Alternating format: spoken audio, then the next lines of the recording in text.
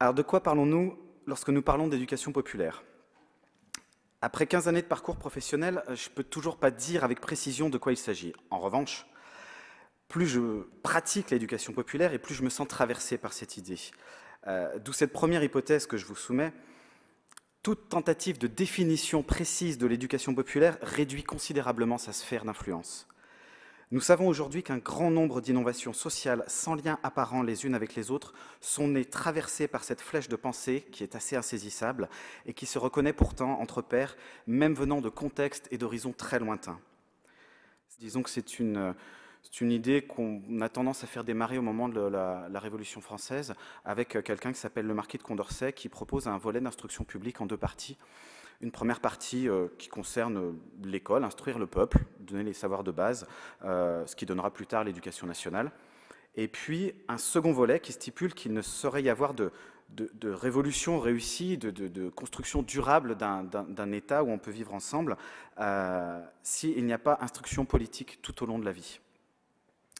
Alors, ce deuxième volet, il avait été jugé dès l'époque un peu trop sensible, on l'a tout de suite mis de côté, ce qui a fait que l'éducation populaire a fait son chemin, bon an, mal an, elle s'est divisée, elle s'est adaptée à des contextes, elle s'est répandue dans le monde entier. Elle a connu un premier âge d'or à la Libération. La Libération, je parle de la fin de la Seconde Guerre mondiale. Quand les horreurs de la Seconde Guerre mondiale ont remis au goût du jour une idée très simple, la démocratie, ça ne tombe pas du ciel, ça s'apprend et ça s'enseigne. Pour être durable, elle doit être choisie. Il faut donc que chacun puisse y réfléchir. L'instruction scolaire des enfants, ça ne suffit pas. Les années 30 en Allemagne et la collaboration en France, par exemple, ont démontré qu'on pouvait être parfaitement instruit et parfaitement nazi. Il n'y a pas d'antithèse à ça. Et c'est dans cette après-guerre, et ensuite durant les 30 glorieuses, que sont révélés certains des penseurs les plus importants, les plus influents de l'éducation populaire. Je pense à Saul Alinsky aux États-Unis, à Paulo Freire, dont on parlera tout à l'heure, au Brésil, à Christiane Faure et Joffre Dumasdier en France, et puis il y en a une quantité considérable. Ils, elles, avaient tout un monde à rebâtir, et ils ont pris pour ça des directions qui étaient jusqu'alors inexplorées. Toutes ces expériences, elles se sont croisées, elles se sont mélangées, et puis, bon, quand même par souci de consensus, moi je vous propose de nous accorder sur une trame des définitions que j'emprunte à Philippe Mérieux. C'est un écrivain, pédagogue et aujourd'hui homme politique français qui déclarait en 2008 dans un documentaire que j'ai co-réalisé avec des collègues l'éducation populaire, c'est l'association inédite, originale et formidablement féconde de 3 projets. Un projet éducatif qui est celui de l'émancipation de tous.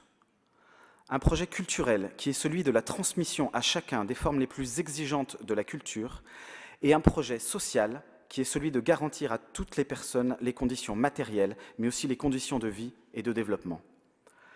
Les 3 projets sont liés, et c'est ça l'éducation populaire. Ce n'est pas la culture d'un côté, le social de l'autre, l'éducatif enfin, c'est l'affirmation que l'éducatif, social et culturel, ça fait ensemble un projet qui tire l'humanité vers le haut.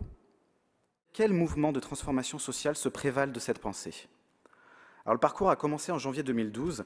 Je viens aujourd'hui vous présenter le pseudo-résultat des 2 premières années d'une recherche-action qui m'a amené à rencontrer une trentaine d'expériences différentes dans 25 pays d'Europe, d'Afrique du Nord, d'Asie et d'Amérique du Sud. Elle s'appuie sur à peu près un siècle de praxis éducative politique.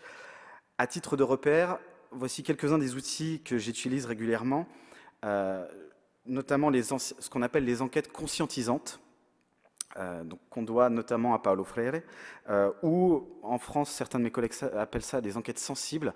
L'idée de ces enquêtes, ce n'est pas de produire des données statistiques, c'est de faire réfléchir les gens, les enquêter sur leur propre situation. J'ai aussi utilisé beaucoup ce qu'on appelle la méthode Alinsky de l'organisation communautaire, que je n'ai pas le temps de détailler ici, mais c'est vraiment quelque chose de très très très intéressant pour créer des alliances citoyennes, vraiment en partant des communautés les plus fragiles et les plus précaires.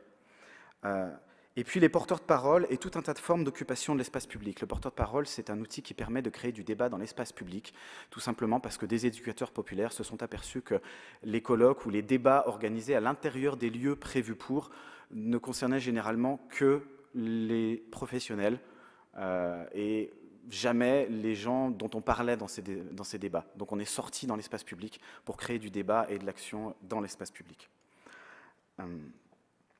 Alors, en transversal, la logique même de tout mon périple s'est appuyée sur deux organisations dont les valeurs sont très proches, vraiment, de l'éducation populaire. La première, vous la connaissez toutes et tous, vous en avez au moins entendu parler, si ce n'est, vous l'avez même peut-être pratiquée. Elle est née, on dit en général, en 1909 en Allemagne. Elle a surtout trouvé son avènement, on va dire, sa consécration en 1932. Il s'agit de la Fédération internationale des auberges de jeunesse, qui est présente dans quasiment tous les pays du monde. Et au départ, on peut considérer que c'est un projet d'éducation populaire. Et puis surtout, ce qui caractérise l'ensemble de la démarche, c'est pour chaque expérience étudiée d'identifier la présence de ce schéma pratique de la démocratie en œuvre connu sous le nom de procédure de Ricoeur. Alors cette procédure s'énonce comme telle. Avant de vous énoncer, je précise, Paul Ricoeur, c'est un philosophe français qui est décédé en 2002, je crois, qui a beaucoup travaillé sur la question du vivre ensemble et de la démocratie. La procédure telle que je vais vous l'énoncer maintenant, il ne l'a pas écrite texto. C'est simplement plusieurs personnes qui se sont inspirées de ces écrits, qui ont reconstitué.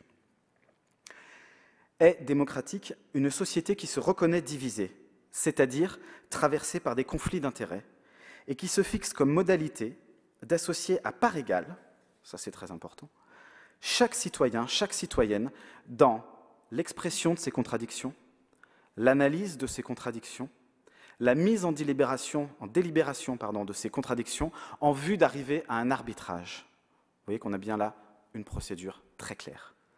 Et cette suite logique de critères très simple permet de faire un tri entre ce qui relève explicitement d'une éducation aux faits politiques ou ce qui peut y être associé ou ce qui s'en éloigne.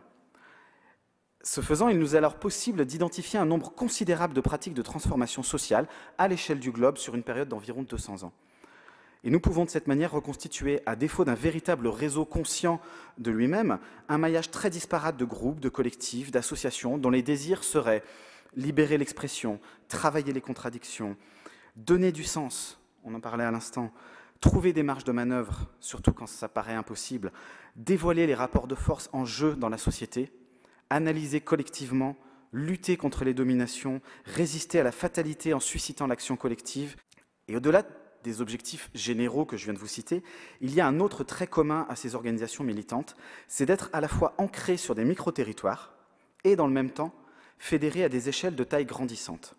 La grande force de l'éducation populaire aujourd'hui, c'est de pouvoir être partout, adaptable quel que soit le contexte et combatif quelle que soit la lutte. Dans le cadre du projet d'Illa Souria d'Université populaire, j'ai notamment pu travailler au cours de mon voyage avec les Bachilleratos Populares argentins. Cette aventure a commencé après la violente crise de 2001 et la banqueroute totale du pays. L'Argentine était ruinée.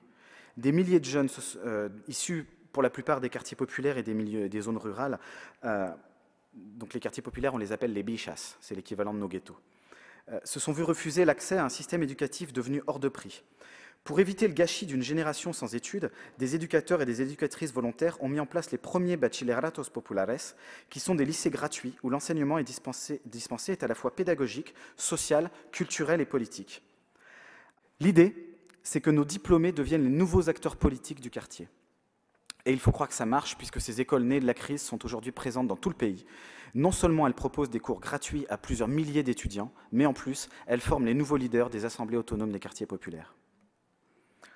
Nous l'avons vu, partout où il y a crise politique ou conflit majeur, il y a organisation spontanée de la société civile en lien avec les éducateurs populaires. On les trouve à Tunis, au démarrage de la Révolution, mais aussi dans ses suites politiques, lorsqu'une association comme l'AMCHAML, que j'ai rencontrée, envoie ses caravanes citoyennes à travers tout le pays pour accompagner la tenue des premières élections libres depuis 27 ans. Ils ont touché à peu près 500 000 personnes. Dans la continuité, les militants et militantes de l'AMCHAML organisent dans une dizaine de villes les ateliers d'écriture citoyenne de la Constitution, dont on retrouve aujourd'hui quelques traces dans la nouvelle Constitution tunisienne qui a été votée l'année dernière. Et puis on les a vus, Place Tahrir, au Caire, organisant les assemblées, Place Taksim, à Istanbul, coordonnant les comités, sur la Puerta del Sol, à Madrid, avec les indignés en train d'animer les débats. On les a vus à Zuccotti Park, à New York, avec le mouvement Occupy. On les trouve dans les zones autonomes temporaires, sur les camps no border.